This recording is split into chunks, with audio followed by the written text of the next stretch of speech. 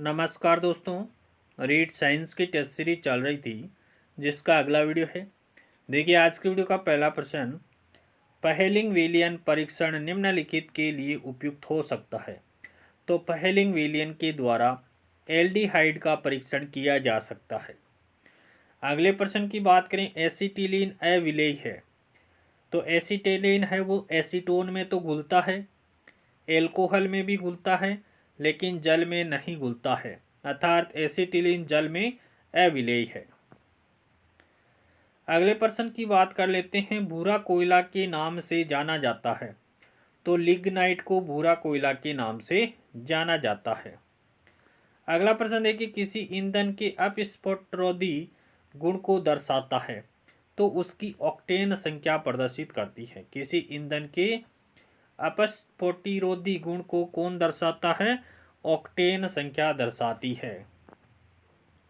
अगले प्रश्न की बात करें कि पौधे ऊर्जा छोड़ते हैं। तो पौधे ऊर्जा छोड़ते हैं, श्वसन क्रिया के दौरान पौधे हैं वो ऊर्जा छोड़ते हैं। अगले प्रश्न की बात करें कि पादपों और प्राणियों में यह अंतर है कि पादपों में चलन होता है नहीं होता है, उपापचय होता है ये भी नहीं, अपचय होता नहीं होता, स्थानगत वृद्धि होती है। पादपों और प्राणियों में अंतर क्या है कि पादपों के अंदर स्थानगत वृद्धि होती है। अगला प्रश्न देखिए, बिना बीज के फलों को विकसित करने की विधि कौन सी है? तो क्लोनीय वर्ण है उसके द्वारा बिना बीज के फलों को विकसित किया जा सकता है। अगला प्रश्न देखिए, वर्मी कंपोस्ट किस तरह की खाद है? वर्मी कंपोस्ट किस तरह की खाद है? तो केंचुओं द्वारा उत्पादित जैविक खाद है।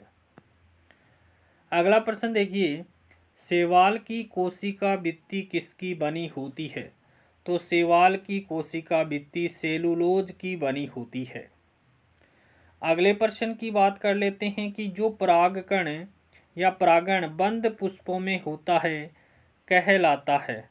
तो क्लिस्टोगेमी कहते हैं। जो परागण बंद पुष्पों में होता है कहलाता है क्लिस्टोगेमी कहलाता है।